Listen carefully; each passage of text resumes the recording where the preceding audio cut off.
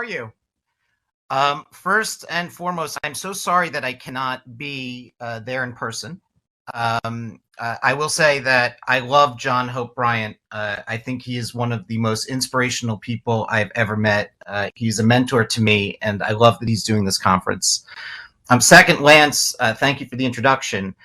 I think one of the most important things that if you're going to do a conference about cryptocurrency and the future is to make sure that everything is discussed. One of the key facets of cryptocurrency and the use of a blockchain is transparency. And so it's important that, the good is discussed. It's important that the bad is discussed. And it's important to recognize that crypto is not a religion. It's not anything more than a technology. And with every technology, technology can be used for good and technology can be used for bad. And this is an interesting technology because money's associated with it. And when money's associated with it, people enter into it for all different reasons. For me, right, just to give a little background of myself, and I think that this is important because you'll be like, why is time in the crypto space as much as it is? I started my career at Wired and ultimately went and ran Wired and Ars Technica. And I started to get very familiar with the crypto space back in about 2014. I then went to Bloomberg. So I was very much entrenched in the financial space where I was at Bloomberg Media. And then I came to Time. Last year, I took Time into Web3. And when I say Web3, what I mean is an internet where it's a read-write social ownership internet. Web 1 is a read-write internet. Web 2 is a read-write social internet. Web 3 allows for online ownership, right? And that's the power of a token, such as an NFT. That's all it is a token. And a blockchain is that you could validate ownership online.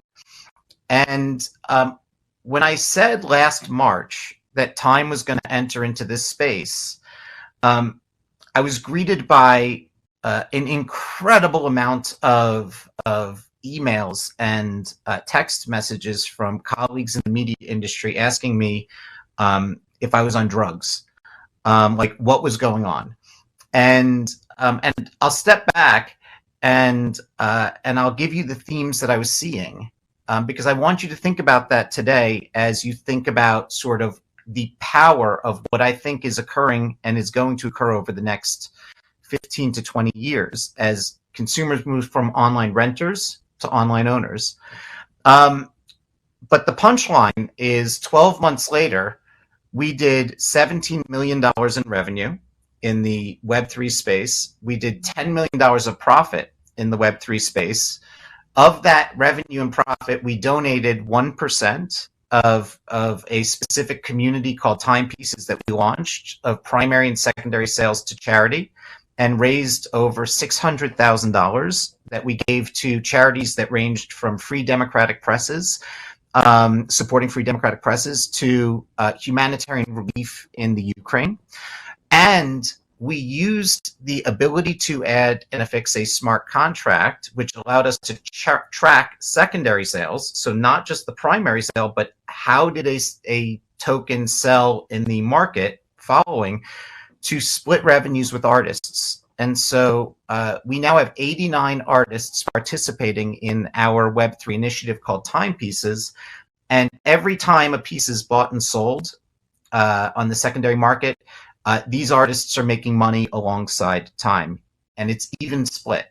And so I think that that's really important because it's also changing the dynamics in which brands can have relationships with consumers. So what did I see? And why did I jump into this space? Well, first, I mean, you can pretty much tell, like, why is Time in this space? It's pretty much in the space because all I am is a dorky guy who likes technology, likes art, and likes crypto. But what I really saw was back in 2020, I was lonely. And I think a lot of you can relate to that as well. I wasn't gallivanting around the world. I was living upstate with my wife and my daughter and our dog with my mother-in-law. and I was essentially isolated. And I started to realize a few things were taking place. One, my digital identity was just as valuable as my physical identity, and that really started to hit home to me that because I was engaging with people digitally but not physically, they were equal, and in some cases more valuable, because I have way more people that follow me online than know me in person. The second I started to realize was that a technology like NFTs, which is based in a crypto ecosystem, allowed for online ownership. And when you could allow for online ownership and you could verify that you own an asset, then if your online identity is just as valuable as your physical identity, online ownership is just as valuable as physical ownership. And then the third thing I realized, and this came from reading a book called Bowling Alone by Robert Putnam, was that as we started to see social circles degrade in the world, what we started to see was the recalibration and the reformation of social circles online surrounding the ownership of these assets. And so what I started to recognize was that new communities that were forming, not based on shared demographics or geographics, which is what communities have historically been based on, but based on shared psychographics. And that was really powerful. And so when we entered into the space, we had a thesis. And that was the thesis that these communities were forming, that online identities were becoming increasingly valuable to the individuals, and that you could now all of a sudden verify online ownership. Now, let me be 100% clear. I am really a huge crypto advocate, and I need to put my cards on the table because but at the same time, the two biggest hurdles to the space, in my opinion, is education, which I think John and his team do incredibly well, probably better than anyone, and regulation. And so, I'm thrilled that there's so many important players in this field of regulation that are going to be speaking here today, because right now it's too fluid and there's not enough education and there's not enough regulation. And so what you're seeing is a lot of good is happening in some instances and a lot of bad is happening in some instances. But the reality is that, in my opinion, crypto's here to stay. This is not a fad, it's a trend. And it's something that I would sort of put in your mind as follows. And this is the most crass way of explaining how to think about it.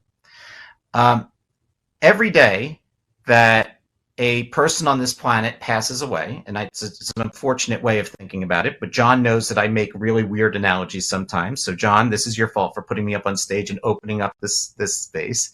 But every day that somebody passes away, and every day that somebody is born, somebody who opposes cryptocurrency is not being replaced at a 1-to-1 ratio with somebody who is going to accept it. And I genuinely believe that cryptocurrency is a technological revolution as well as a generational revolution. And I think that, while time has seen a lot of success with cryptocurrencies and with doing deals in the crypto space and with building communities within the crypto space and with transforming our brand within the crypto space, I think that what you're going to see is that more people are going to adopt the cryptocurrency space, because crypto ultimately doesn't come with the same systemic issues that the traditional banking systems may have. And I think that that's a big reality. And I think that when I say something like Web3, what I really mean is cryptocurrency, DeFi, NFTs, and the metaverse. And when I say something like DeFi, I genuinely think that the banking institutions are going to go through the same sort of disruption that the media and music industry went through when the digital revolution took place.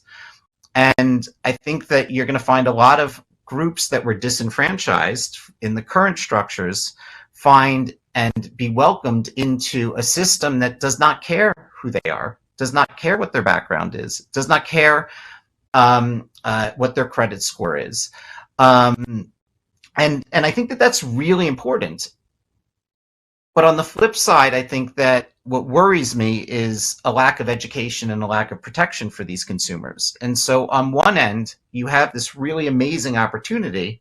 On the other end, without people truly understanding what the opportunity is, it's ripe for scam. And what's really appealing in the press are the extremes, like who does extraordinarily well and who does extraordinarily terrible, or what was extraordinarily terrible. And so I think it's really important that as we start to look at this space and as we start to think about this space, we think about it through the lens of how can we educate and roll this out and adopt it sort of more effectively and efficiently and responsibly for everyone.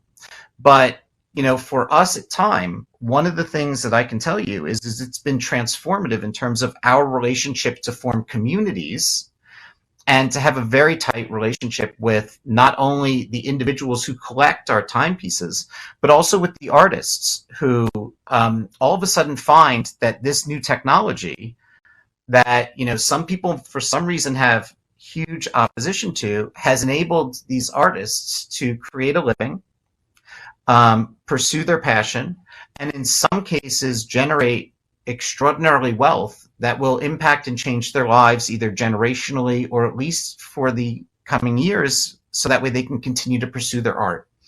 And as I look at this, I think to myself, wow, I see so much promise. I see so much good. I see so much potential. But at the same time, I can also see how people can take advantage of things.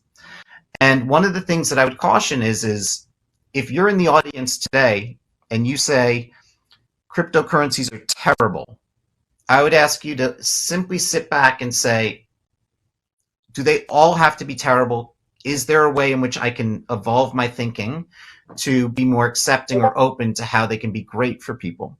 And to the people today who are in the audience and say cryptocurrencies are all great, I would ask you to say, are they? Right? Like, aren't there things that should be given up in terms of the protection of the greater good? And so for me, like, I look at this space right now, and I think we are at the earliest stage of us going from online renters to online owners. And as that evolution into online ownership takes place, which will go over a 20-year period, I think that it's going to be one of the most disruptive moments that we are going to see on the internet and within our digital lives. And so, I know I have 2 minutes, but Lance and John, I really just wanted to thank you for giving me the opportunity to kick off the show today, because I think what you've put together is extraordinarily important. And I think that the only ask I would have of the audience is the same ask that I kept on asking people when they kept on opposing why we couldn't enter into this space, which was why. Why are people so opposed? Sometimes people are just opposed because they don't like change. Change is scary. Everyone likes to say they like change, but they don't like change when they don't know how it impacts their own lives. And so all I ask from people today is have an open mind. Don't be all positive. Don't be all negative. But hopefully you could see that this is something that has opened up and has entered into the ecosystem that is not going to be able to go away. I don't see a path. I think that we've opened Pandora's box. And so now the question really is how can we regulate it responsibly, and how can we educate the most people to make sure that the fewest number of scams take place within the ecosystem. And so with that, John, I say thank you so much. Kevin, I say thank you so much. Lance, I say thank you so much. And it is my pleasure and honor to kick this show over to my mentor, John Hope Bryant, and Michael Hsu.